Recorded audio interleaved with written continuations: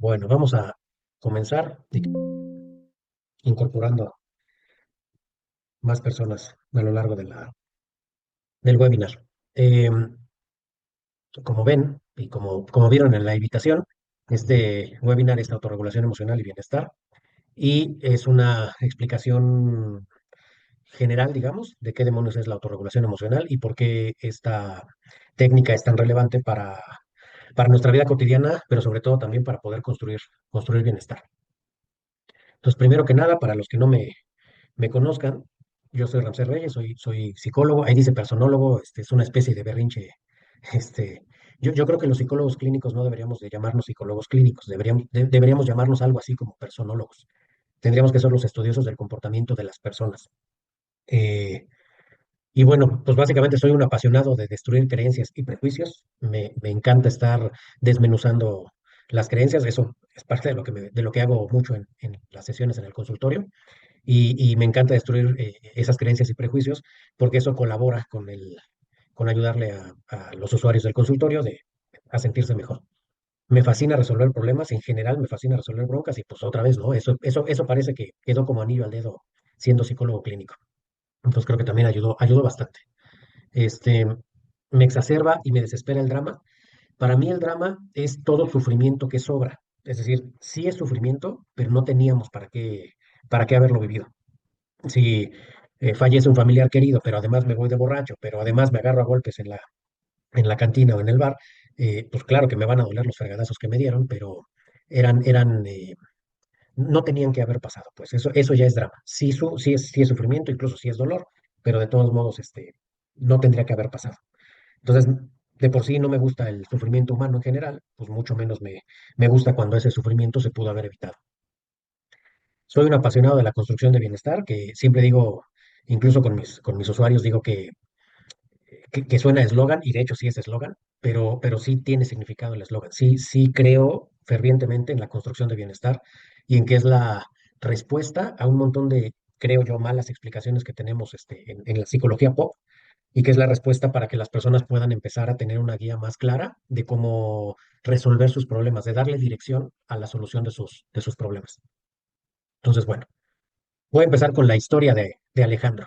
Alejandro era un niño de por ahí de 9 años, 10 años, que en algún momento se le ocurrió que sus papás lo iban a abandonar, que sus papás se iban a ir. Entonces, por ejemplo, si lo llevaban a la escuela, Alejandro empezaba a pensar, es que seguramente ahorita mis papás están haciendo la mudanza, aprovechando que yo estoy en la escuela, y entonces cuando yo salga de la escuela y cuando yo saliera, de hecho, cuando saliera, pues entonces no iba a ir nadie por él, y entonces cuando llegara a su casa, pues iba a encontrarla ya vacío, ¿no?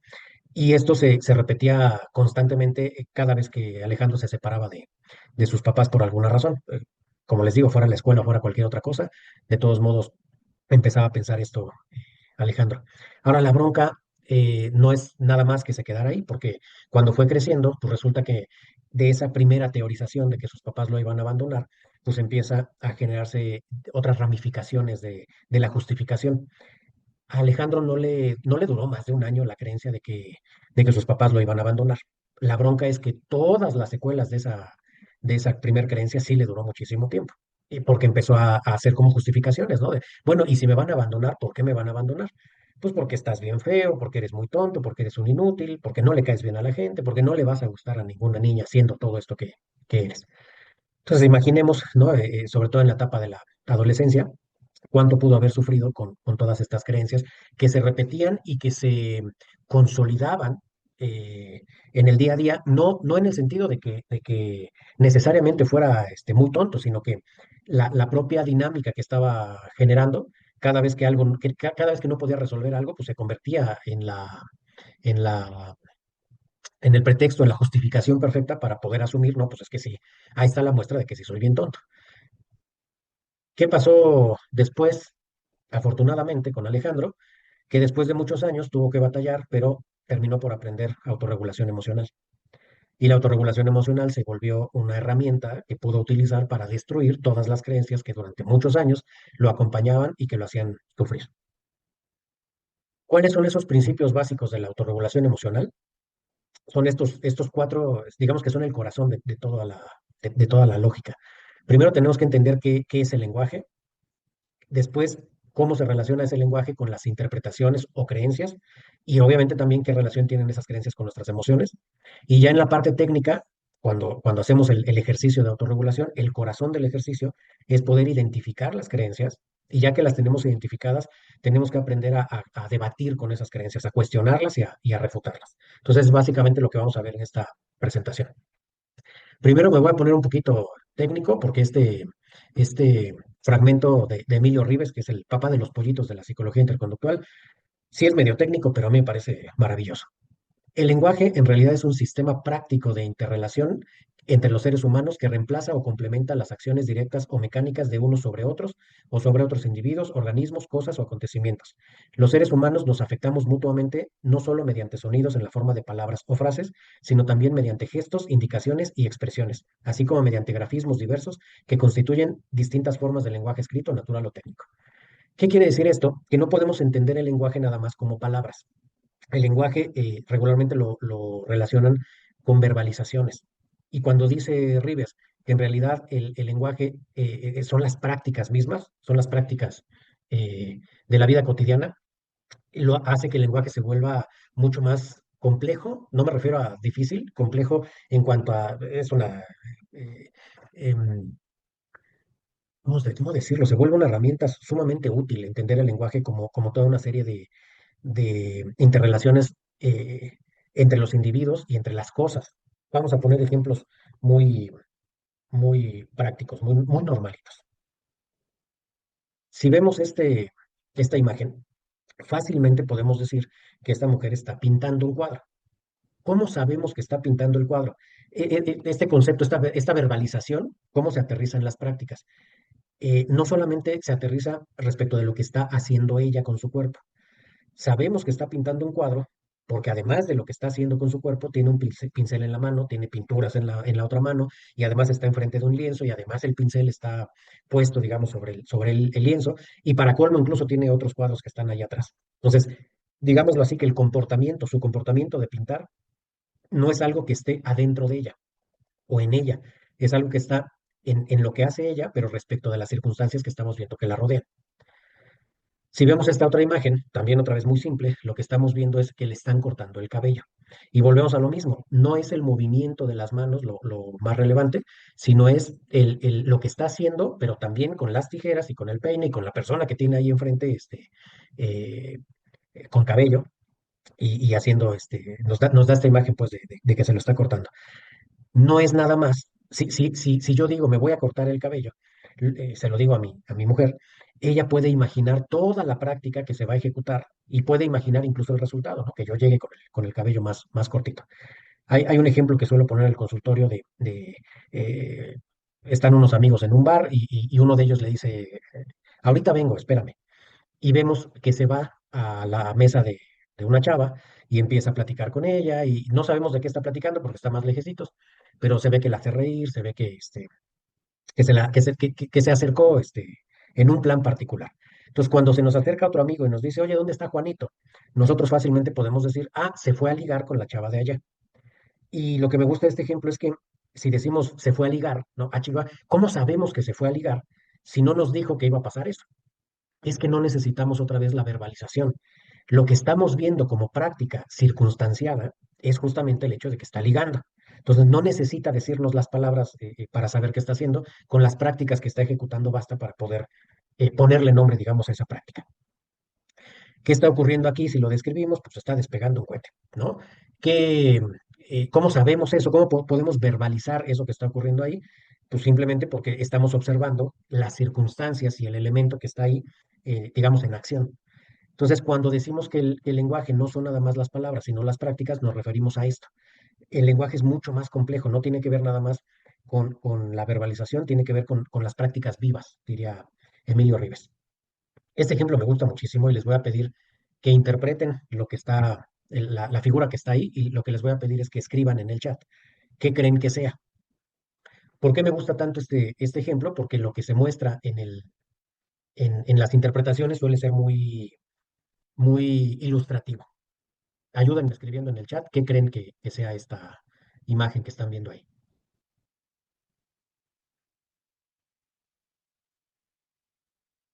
anímense, no es un, no es un, no es una prueba proyectiva donde voy a interpretarles lo peor de su personalidad.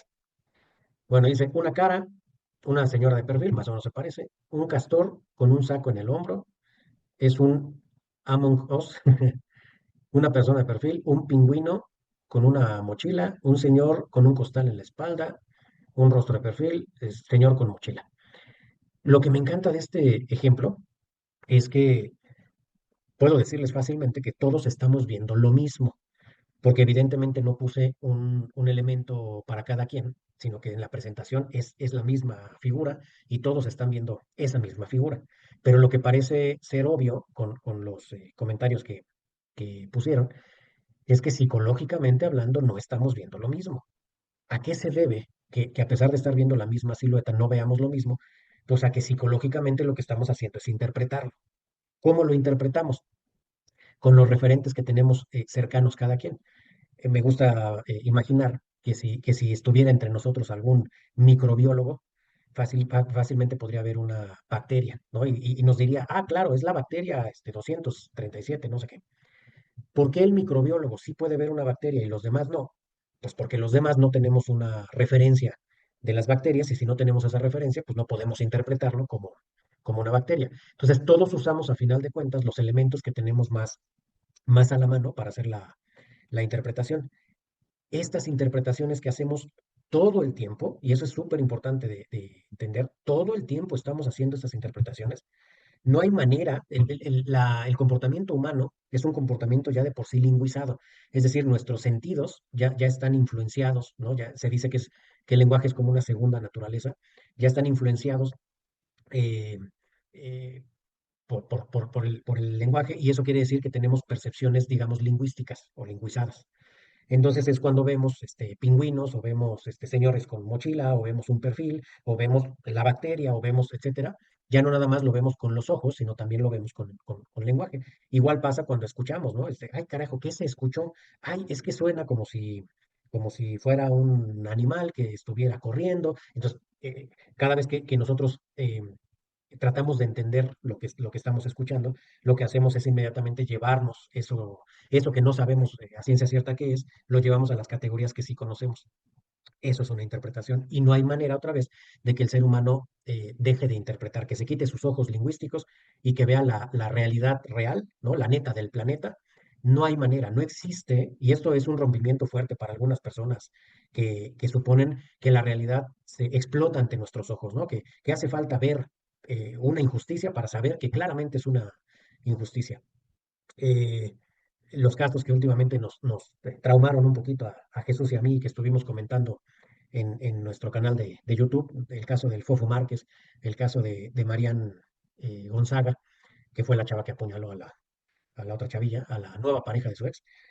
Y, y lo que decíamos es, lo que observábamos en los comentarios en TikTok, híjole, caray, hay personas a favor de Marianne, hay personas absolutamente en contra, hay personas que se ponen a criticar a Valentina, que es la otra chava, hay personas que también hablaron del novio, híjole, es increíble las maneras en que otra vez parece que es el mismo evento el que estamos viendo todos, pero como lo estamos viendo desde nuestros criterios, pues se vuelve un relajo impresionante lo que se supone que estamos viendo.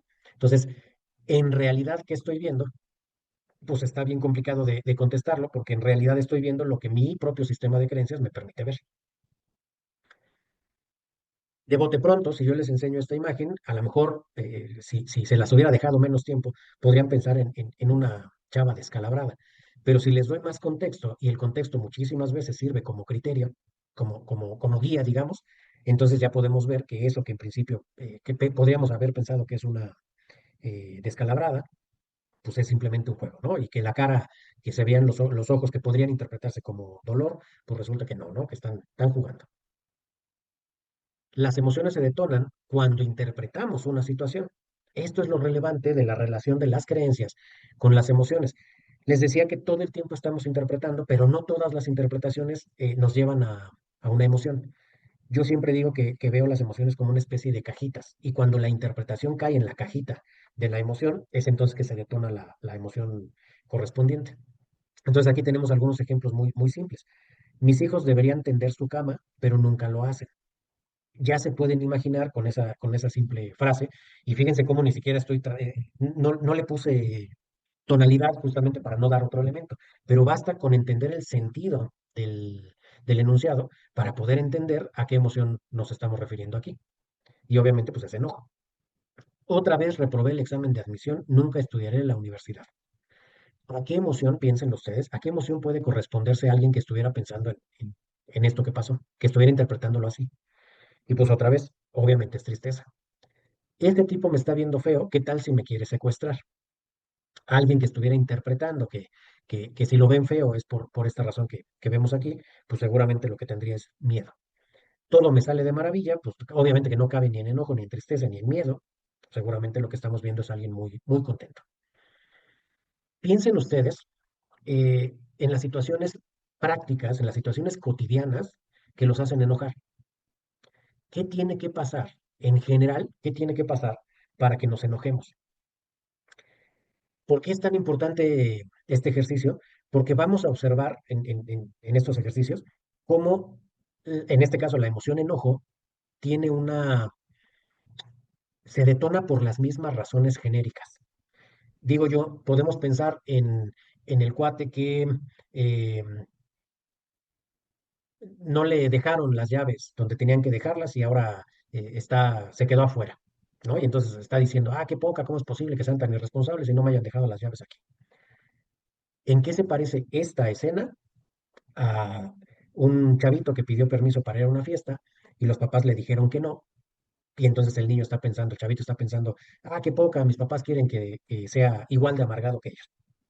Y estoy hablando de dos temas totalmente diferentes. Ahora, estos dos temas se parecen, tienen déjenme decirlo así, una esencia similar. Y todos los ejemplos prácticos que ustedes hayan pensado, nos vamos a dar cuenta que tienen otra vez una esencia similar. Eh, es que el otro menso de adelante dejó que se metiera, ¿no? En el tráfico, dejó que se metiera el otro carro. O nos enojamos con el semáforo, ¿no? Ay, maldito semáforo, ya duró mucho en rojo. Nos enojamos con la lluvia, ¿no? Maldita sea, ¿cómo puede ser ahorita que esté lloviendo? Seguramente es para joderme mi concierto. ¿En qué se parecen todas esas situaciones? Básicamente lo que vemos es que algo pasó que tú crees que no debería de haber pasado. Es decir, se está rompiendo una regla, ¿sí? ¿Qué regla se rompe para el chavito que no lo dejaron ir? Pues la regla de de dejarlo ir a la fiesta. ¿Qué regla se rompe cuando el semáforo ya duró mucho? Pues la regla de que ya debería de ponerse en verde. De hecho, el concepto de debería, la palabra aparece en muchísimos de los enojos. Mi mujer no debería regañarme por llegar a esta hora. Mi marido eh, debería de haber llegado más temprano. Dice María, ¿hay de enojos a enojos? Claro, por supuesto. De hecho, hay otros enojos que le llamamos ira o estoy furibundo, pero no cambia la esencia. O sea, lo relevante aquí que tenemos que observar es que en todos algo está pasando que nosotros decimos que no debería de pasar. En todos es lo mismo. ¿Por qué hay enojos más grandototes que otros? Porque la regla que se está rompiendo para nosotros es mucho más importante que otras reglas. Si lo que yo estoy diciendo es, bueno, no me dejaron la llave, pero me puedo ir a comer, pues seguramente no será un enojo tan grandote. Pero si el enojo es, me despidieron del trabajo porque me echaron la culpa de haber hecho algo que no hice, pues seguramente la injusticia será más grande porque además lo acaban de correr del trabajo, que puede ser el sustento para su familia. Y lo más relevante de las emociones no es nada más la interpretación que hacemos en ese momento. Lo peligroso son las ganas locas. ¿De qué tenemos unas ganas locas cuando estamos enojados? Básicamente diríamos de defendernos. Nos defendemos de la injusticia que está ocurriendo, que estamos evaluando en ese momento. Ahora, la bronca es cómo nos defendemos. Y es lo que se vuelve una pachanga. Es por este tipo, es por las ganas locas de las emociones que las emociones se vuelven un obstáculo para nuestro bienestar. Si yo quiero llevarme bien con mi mujer, pero en ese momento me enojé y le dije a lo mejor una grosería, ya no estoy cumpliendo con el objetivo de llevarme mejor con mi mujer. Lo peligroso de las emociones son las ganas locas que se detonan cuando estamos viviendo la emoción. Digamos que viene una reorganización. Ya no me importa todo lo demás, lo que me importa es vengarme de lo que acaba de pasar. Entonces, si el semáforo está en rojo, ¿cómo nos vengamos? Pues tocando el claxon como loco. Si y esto es bien absurdo, ¿verdad? Pero bueno, si decimos, no, es que este menso dejó pasar al de adelante, pues nos cambiamos de carril nomás para emparejarnos y tenemos un deseo inmenso de emparejarnos para quedarnos viendo lo feo, ¿no? Somos tan malvados en esa situación que lo que hacemos es quedarnos viendo feo. Lo jodido, sobre todo, es cuando el enojo pasa, por ejemplo, con una persona que amamos, con los hijos, por ejemplo. Nos enojamos por algo que nosotros vemos que no debería de haber pasado, y entonces viene, incluso con los hijos, una especie de venganza. Y entonces decimos cosas sumamente hirientes, ¿no? Eres un inútil, no te hubiera tenido, cosas de las que después seguramente nos vamos a arrepentir, pero que por el momento pues ya dijimos lo que dijimos, y eso es lo que se vuelve eh, complicadísimo. Dice Mari, la responsabilidad prestar una fuerte cantidad de dinero con la promesa de pago. Eso es una injusticia. Está ocurriendo algo que no debería de ocurrir, porque lo que debería de ocurrir es que te pagaran. Entonces, aguas con esto porque sirve mucho para clarificar que esto no deja de ser una interpretación, no deja de serlo. No, pero ¿cómo va a ser una interpretación si yo presté el dinero y no me lo pagaron? Ajá, pero la injusticia que estamos evaluando en esa interpretación no deja de ser una interpretación personal.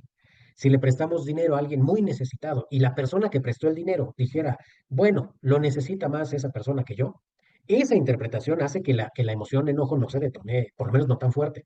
Pero si lo que estamos pensando es maldita sea, deberían de pagarme porque es una irresponsabilidad, pues claro que el enojo va a ser muy fuerte. Pero ojo, porque sí es importante esto, no deja de ser una interpretación nunca. El problema de esta explicación, o el problema, no de la explicación, el problema es que nosotros queremos aferrarnos a nuestra interpretación. Ojo con eso porque es fundamental en todo lo que estoy explicando. Lo que yo veo es la neta del planeta. Entonces, imagínense que nos peleamos porque en la diapositiva de la figura, unos dicen que es un pingüino y otros que es una persona con mochila, pues nos vamos a pelear porque claramente es un pingüino, no es una persona, o claramente es un perfil. Si nos aferramos a nuestra interpretación, la podemos defender como si fuera una verdad absoluta y ¿qué creen? No lo es. Veamos, por ejemplo, qué pasa con el miedo. Y volvamos a hacer la descripción. ¿Qué tiene que pasar? ¿Qué situaciones particulares tienen que ocurrir para que nosotros detonemos miedo? Caminar por Tepito a la 1 de la mañana, a la mayoría de nosotros, que no sea del barrio, seguramente sentiremos mucho miedo. ¿Qué estamos interpretando si estamos caminando en Tepito a la 1 de la mañana? Pues estamos interpretando que nos van a asaltar, que nos van a secuestrar, ¿no? Cosas que obviamente pueden generarnos miedo. Pero también tenemos miedo a perder dinero. Es que, ¿qué tal si invierto en este negocio y no me sale y pierdo todo mi dinero? ¿En qué se parece caminar por Tepito y tener miedo a perder dinero? ¿En qué se parece pensar, ¿no? Que es muy común de los ataques de pánico, de las crisis de ansiedad, pensar que me va a dar un infarto, pensar que me voy a morir, pensar que me voy a volver loco? Este, ¿En qué se parecen estas tres cosas? Porque sí guardan parecidos. Básicamente, algo está pasando que crees que te va a terminar dañando. Cualquier cosa que nosotros pensemos que nos va a dañar, que nos va a lastimar, y vuelvo a lo mismo, si hablamos de miedo en los animales, lo que van a dañar, digamos, es la integridad física del animalito. Y cada vez que vea un depredador, o que lo pongamos delante del fuego, o que lo pongamos en una distancia considerable cuando no es un animalito que pueda volar, por ejemplo, seguramente detonará miedo el propio animalito. La bronca del humano es que no nada más hablamos de integridad física, estamos también hablando de integridad moral, por ejemplo, ¿no? Nos avergonzamos y la vergüenza es prima del miedo, es un miedo social, ¿no? ¿Qué van a decir de mí? Qué terrible. Va a haber un daño a nuestra integridad, nada más que esa integridad es diferente, digamos. Y el miedo también tiene sus propias ganas locas. ¿Cuáles son? Las ganas locas son de protegernos. Entendamos que cuando le llamo a esto ganas locas, no estoy hablando de una estrategia que ejecutemos, que tenga sentido. Estoy hablando de reacciones absurdas respecto de la situación.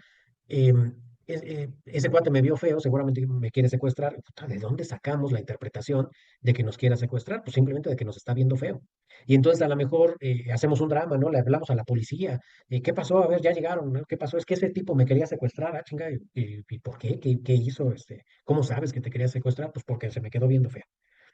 En el 2018, después del temblor del 17, hubo una señora que en el simulacro, pues volvió a escuchar la alarma sísmica y lo que hizo la señora fue saltar de un segundo piso.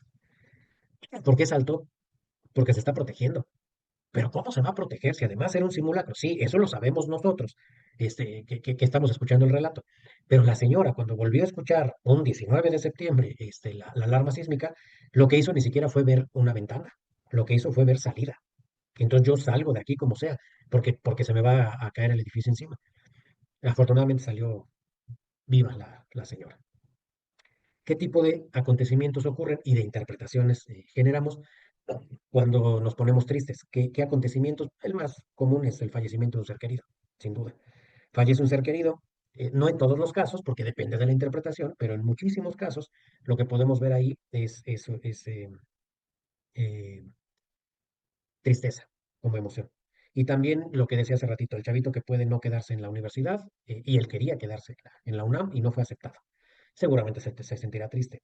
La persona que acaba de terminar su relación de pareja, ¿no? Y la persona quería seguir, pero pues ya no siguieron, y entonces ya no va a poder pasar. ¿En qué se parecen todas estas cosas? Y piensen ustedes en sus propias tristezas y observen si hay relación con esto. Algo pasó que tú crees que no puedes resolver. En la tristeza siempre hay un rango entre lo que sí quiero que pase, pero no puedo hacer que pase. Lo que no puedo hacer que pase, pero me importa un carajo, no puedo comprarme un yate. Pues sí, pero eso lo veo totalmente alejado de mi vida, entonces no sé ni para qué me serviría un yate, a lo mejor hasta me estorbaría. Sé que no puedo comprármelo, pero no pasa nada. El asunto de la tristeza es cuando sí quiero algo. Quiero que mi familiar no esté enfermo, pero no puedo hacer un carajo para que se cure. Quiero que mi familiar no haya fallecido, pero no puedo hacer un carajo para revivirlo. Quiero haberme quedado en la universidad, pero ya me dieron el resultado y ya no me quedé en la universidad. ¿Sí? Algo que sí quiero no está pasando.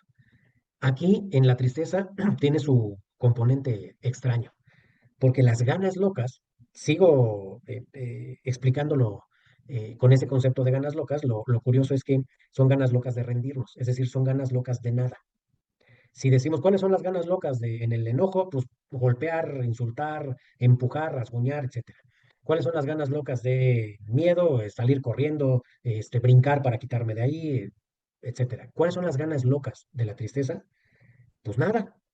De hecho, hay que decirlo, la inmensa mayoría de personas se suicidan en tristeza, porque está ocurriendo algo que les encantaría que fuera diferente, pero no pueden hacer que sea diferente. Entonces, lo que hacemos como ganas locas, entre comillas, es rendirnos. No es flojera, no es que andamos más cansados. Cuando todos los que hemos sentido una tristeza profunda, sabemos que casi casi el cuerpo pesa 3, 4 veces más, caray. O sea, cuesta trabajo levantarnos de la cama. Vámonos con la última emoción que vamos a analizar. Situaciones de alegría. ¿En qué situaciones nos sentimos alegres, nos sentimos contentos? ¿Qué tiene que pasar o qué tenemos que pensar que está ocurriendo? Titularme de la escuela puede ser un evento que me cause alegría porque, por fin, ya me titulé, ya acabé un ciclo, etcétera. Regresar, ¿no? Con la novia que por fin me dijo que sí, pues seguramente me va a dar mucha alegría si yo quería regresar con ella. Em, las compras, ojo, las compras nos generan mucha alegría regularmente. Comprarnos una nueva playera, comprarnos un carro, un departamento, regularmente las compras nos ponen alegres. ¿En qué se parecen todos estos eventos, todas estas creencias entre sí? ¿En qué será? Lo vemos como un logro. Todo lo que nosotros interpretemos como logro, como algo que sí queríamos que pasara, pero a diferencia de la tristeza, sí pasó, entonces es un logro.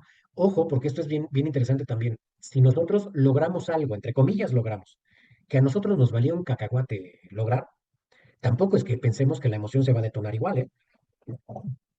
Si yo nunca quise un carro, porque en realidad yo quería una motocicleta, pero me compran un carro, pues, órale, qué padre, qué buena onda. Pero si no era algo que yo deseara particularmente, pues tampoco es que me voy a poner muy, muy contento. Entonces, la característica de los momentos en donde se detona alegría es que acabamos de cumplir o estamos en la expectativa de logro, estamos pensando en logros, algo que yo sí quería. ¿Cuáles son las ganas locas de logro? Repetirlo. Ahora, lo interesante de esa repetición no se refiere a, eh, no sé, decía María ahorita, no ser abuela. Ay, quiero volver a ser abuela. No necesariamente. De hecho, podría llegar a ser problemático, ¿no? Que se volvieran a embarcar rápido. Más bien repetirlo significa, por ejemplo, utilizar el lenguaje como un método de repetición, platicarle a todo mundo. es que ya nació mi nieto, o ¿qué crees? Ya me titulé.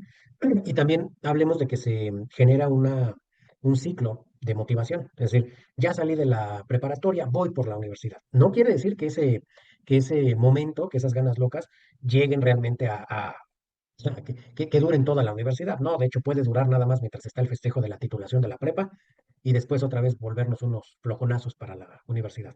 Entonces no asegura nada porque las emociones son momentos episódicos particulares, no son cosas que se mantengan en el tiempo, a lo largo del tiempo, a menos que volvamos a pensar en eso que nos hace enojar o que volvamos a pensar en eso que nos pone tristes. Ahí no es que la emoción se mantenga, es que creamos la emoción nuevamente todas las ocasiones que pensemos en eso. Y junto con el hecho de que se detone la emoción, pues también se van a detonar las ganas locas. Ya en la parte técnica, identificar las creencias es fundamental para iniciar el ejercicio de autorregulación. Es fundamental.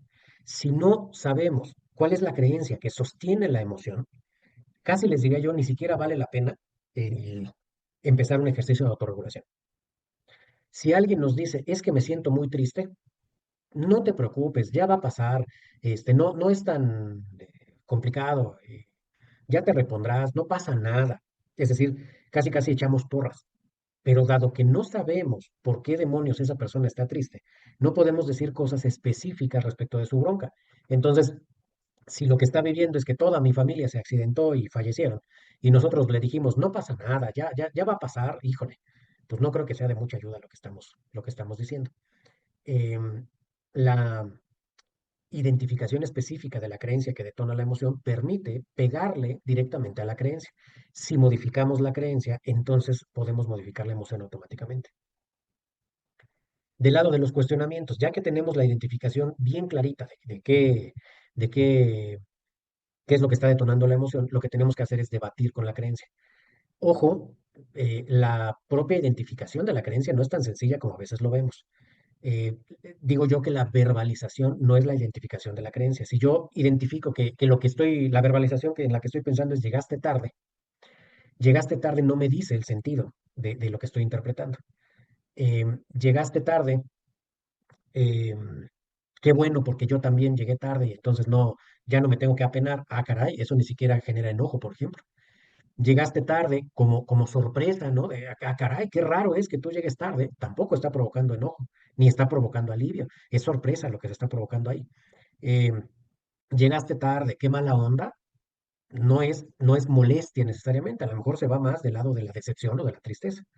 Entonces, no es la verbalización. Y esta es parte relevantísima de que se tiene que aprender a hacer con precisión. ¿Cuál es la creencia que está sosteniendo mi emoción? Para que después entonces sí le estemos pegando con los cuestionamientos y las refutaciones directamente a esa creencia que me está jodiendo la vida.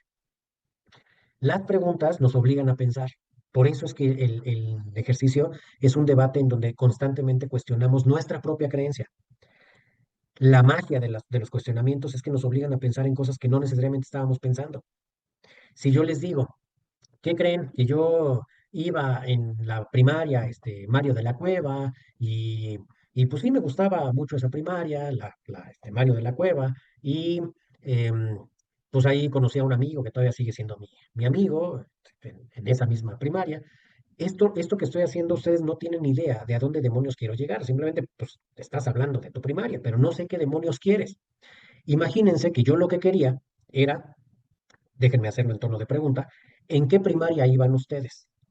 ¿Y qué creen? Cuando yo hago esta pregunta, automáticamente están pensando en la primaria en la que iban y van a decir los nombres, ¿no? En la Benito Juárez, en la bla, bla. Eh, en el primer ejercicio, yo no hice una pregunta específica y entonces ustedes se ajustan a lo que yo estoy diciendo, o interpretan lo que estoy diciendo, pues de una manera sumamente ambigua, ¿no? Quién sabe qué nos está queriendo decir. Pero cuando hacemos preguntas específicas, no necesitamos demasiada interpretación. ¿En qué primaria iban? ¿Cómo se llamaba su primer novio o novia? ¿No? Y aparece inmediatamente en nuestra cabeza el nombre de la persona. Entonces, esa es la magia de los cuestionamientos en el ejercicio de autorregulación. Los cuestionamientos no son de debate, son de debate, perdón, no son de entrevista. Esto también es fundamental. Yo en la primera sesión hago preguntas de entrevista. ¿Cuál es tu problema? Pues que soy muy celoso. ¿Eres celoso, ya eras celoso desde antes o eres celoso con esta pareja actual? No, pues ya desde antes. ¿Qué tiene que pasar para que te pongas celoso? Estas son preguntas de entrevista. Me estoy enterando de cómo está funcionando el problema. En un ejercicio de autorregulación, las preguntas son de debate. Mi novia me está engañando.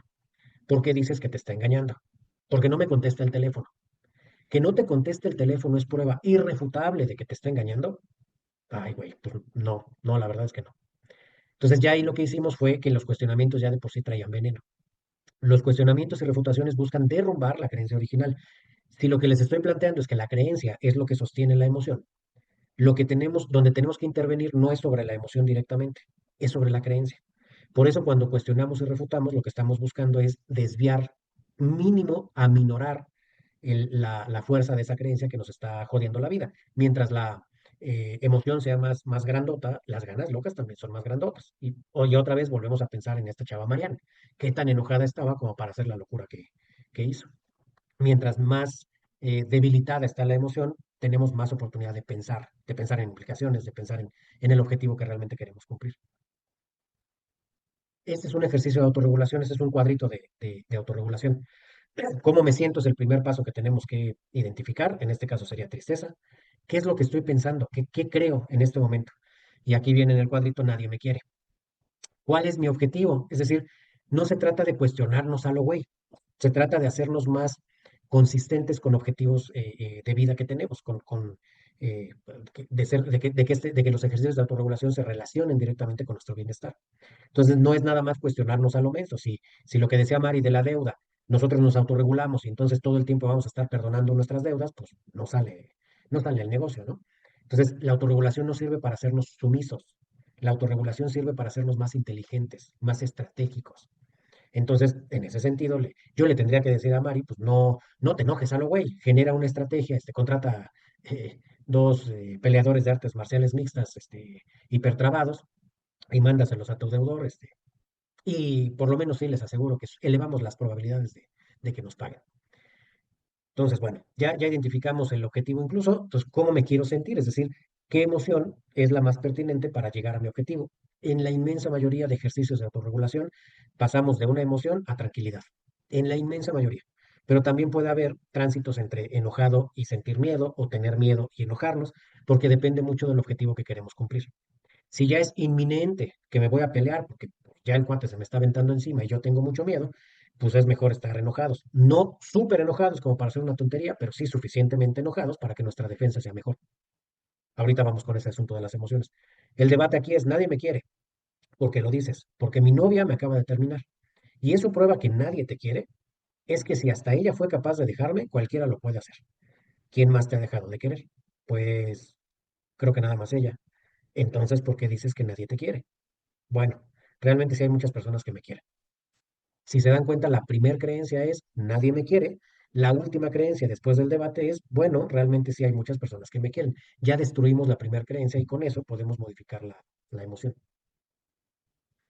Por ejemplo, vamos a pensar que estas son tres creencias que podemos debatir. Si no hago todo perfecto, los demás me van a rechazar. ¿Hay alguien que pueda hacer todo perfecto? Ah, pues no creo que haya alguien que todo le salga perfecto.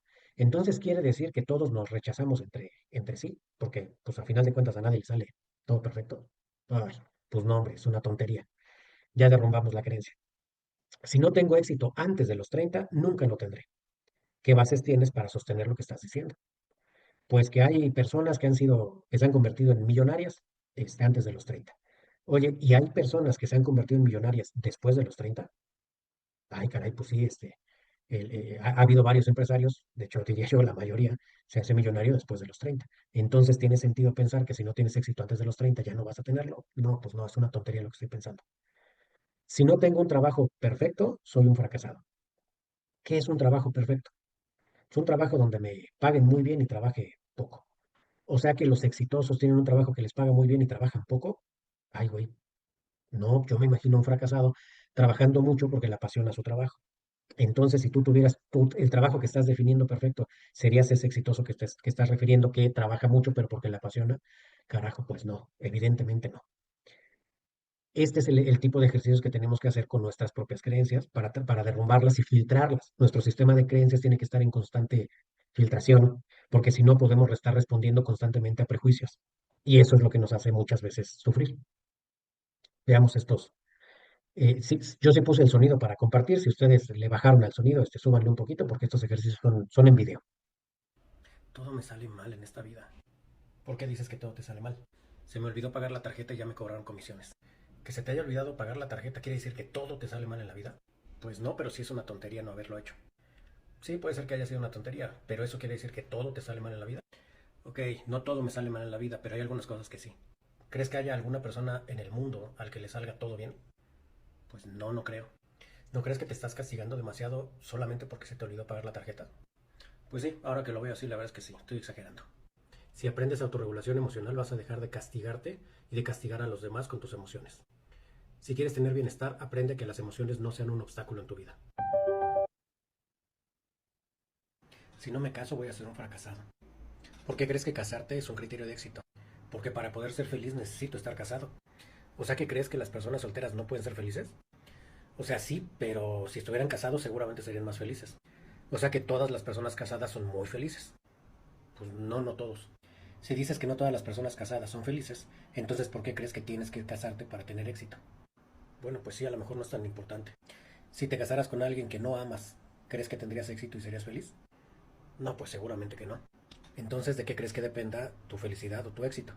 Pues de cumplir ciertos objetivos, y uno de ellos podría ser casarme, pero solamente me haría sentir exitoso o feliz si me casara con alguien a quien amo. La autorregulación emocional nos ayuda a quitarnos prejuicios que nos lastiman. Deja de lastimarte a ti y lastimar a otros con tus emociones. Aprende autorregulación emocional. Si no me caso. La interpretación es lo que causa la emoción. El debate sirve para cambiar esa interpretación y con eso automáticamente la emoción. Básicamente el corazón de la autorregulación es eso.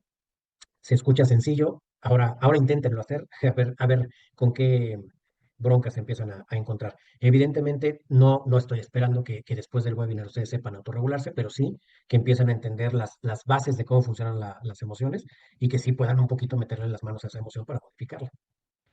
Las emociones se convierten en obstáculos para construir nuestro bienestar. Les decía yo, si quiero llevarme bien con mi mujer, pero me molesta no sé, llego a la casa y ocurre algo, no me dejó servida la comida. Mi mujer, eso va a hacer que me enoje. Entonces voy a entrar al cuarto, a lo mejor hasta despertando a mi nene, ¿no? Y le voy a gritonear que qué poca, que yo me esfuerzo trabajando en la fregada y me voy a poner todo loco. Pero no se supone que yo quería llevarme bien con ella. Y vuelvo al punto que les decía. Entonces la autorregulación sirve para que yo no me enoje y entonces ya no se lavo de jamón, entonces ya no puedo pedirle nada. No, no, no. Sí podemos pedir, pero entendamos que en este caso, por ejemplo, con la pareja o con personas que queremos, hablar a partir del enojo suele no ser una buena estrategia para conseguir lo que queremos, ¿no? Las esposas diciéndole al esposo, tenemos que hablar cuando quieren comunicar algo relevante, algo importante. Y el esposo, pues automáticamente diciendo me lleva el carajo, es decir, cambiando inmediatamente la disposición que pudo haber tenido para hablar, pero como ese tenemos que hablar me está avisando que lo que va a pasar es que me va a empezar a reclamar un montón de cosas, pues entonces cierro mis oídos de antemano para no tener que escuchar. Entonces, realmente tenemos que observar que cuando somos víctimas de nuestras emociones, no podemos cumplir objetivos que son relevantes para nosotros. Nos queremos llevar bien con nuestros hijos, pero todo el tiempo los estamos jodiendo y diciéndoles que no hacen las cosas bien. ¿No? En lugar de encontrar una estrategia inteligente y creativa para que puedan hacerlo. Es decir, otra vez, la autorregulación no nos hace sumisos, nos tiene que hacer más inteligentes y creativos para poder construir nuestro bienestar.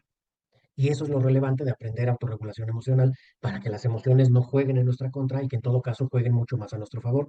Porque también hay que asumir algo, las emociones las vamos a seguir viviendo toda la vida. No hay manera de quitarnos las emociones e incluso ni siquiera estaría bien quitarnos las emociones. Si no nos enojamos, pues sí, también, ojo, podemos no estarnos defendiendo de algo que esté ocurriendo, de lo que sí tendríamos que defendernos. Y no se diga del miedo.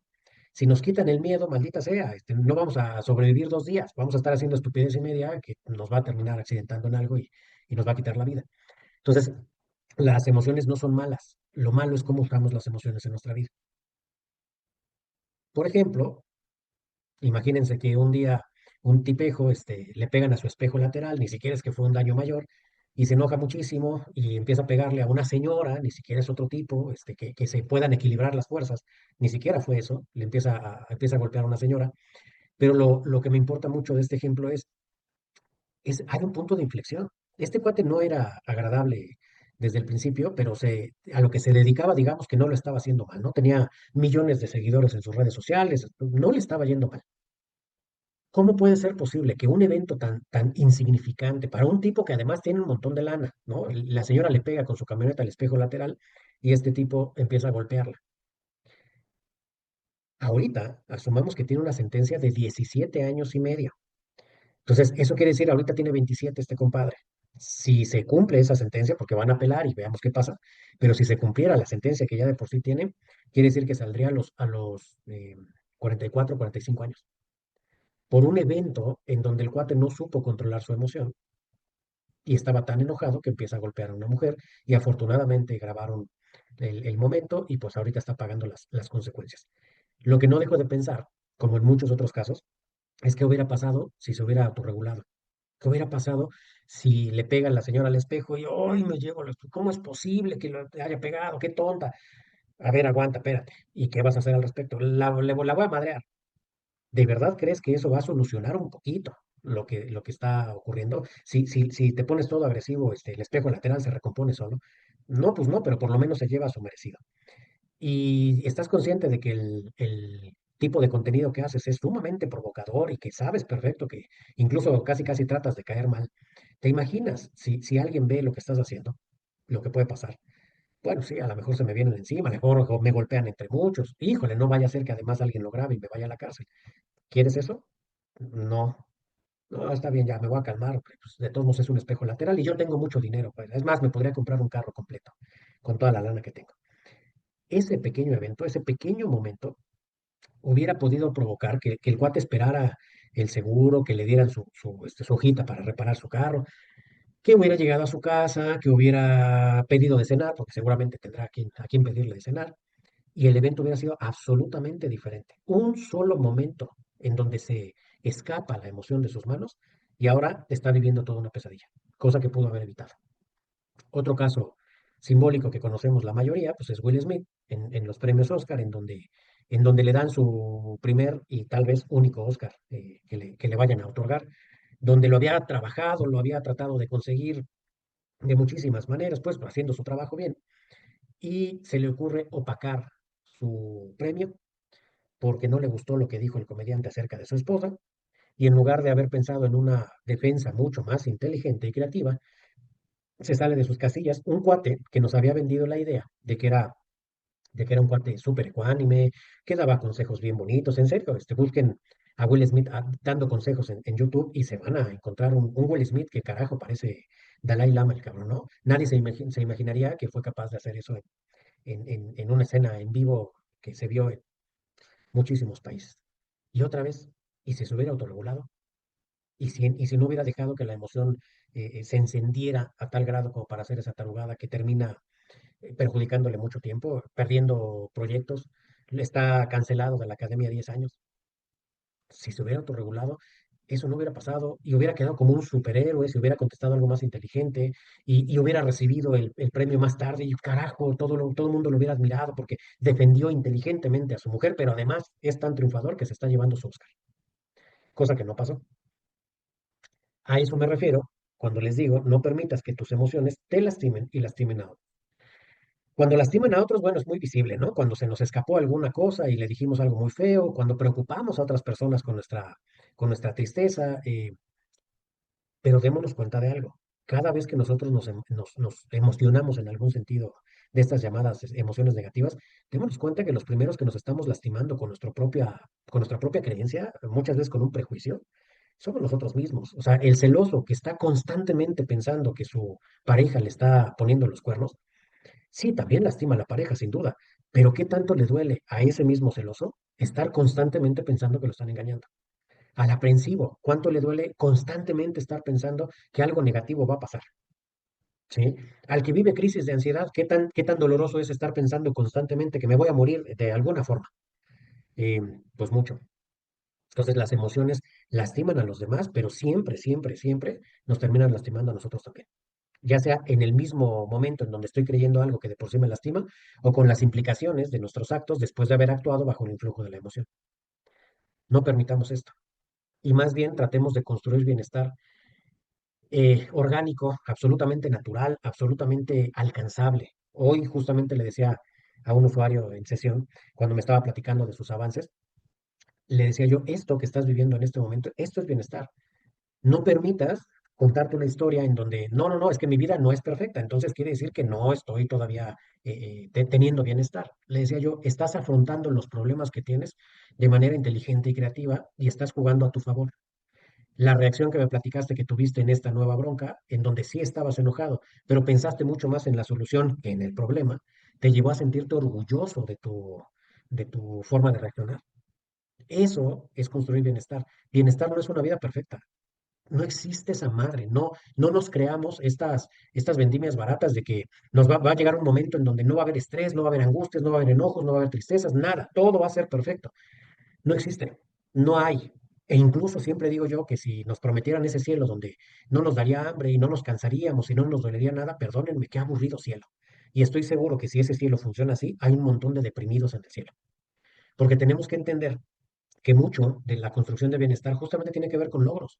Y los logros también se construyen. Y cuando algo que logramos nos costó un montón de trabajo y por fin estamos disfrutando de todos esos, ojo, de que durante el camino de la construcción del logro nos estresamos y nos angustiamos y pensamos que no iba a salir bien y me puse triste porque pensé que iba a fracasar. Todo eso, cuando lo trabajamos bien y seguimos insistiendo para lograr cosas, todo eso es parte de nuestro bienestar. No es la prueba de que no lo tenemos. Cuando nuestro desgaste es un desgaste constructivo, a diferencia de cuando estamos haciendo las cosas a lo güey, a lo tonto, hay una diferencia abismal. Entonces, bienestar, no crean que es un momento donde nada duele. Bienestar es un momento donde lo que nos está doliendo nos va a llevar a sentirnos cada vez mejor. Tipo el gimnasio. El gimnasio duele, es cansado, pero el resultado que obtenemos, si somos consistentes con el gimnasio, nos termina gustando. ¿Sí? Construir nuestro bienestar es esto, es consistentemente afrontar de mejor manera todas las situaciones que no controlamos en nuestra vida, que asumamos que la inmensa mayoría de situaciones que ocurren en nuestra vida no las controlamos. Lo que controlamos es qué carajos hacemos nosotros respecto de esas circunstancias que no controlamos. Cuando asumimos la responsabilidad de construir el bienestar, lo que estamos haciendo es asumir la responsabilidad de controlarnos a nosotros. Y para eso no basta un deseo, para eso también hay que desarrollar habilidades. La autorregulación emocional no es otra cosa más que una habilidad. O sea, si quieren amargarse con nosotros un ratito, sigan amargos como el café para ver cómo nos peleamos.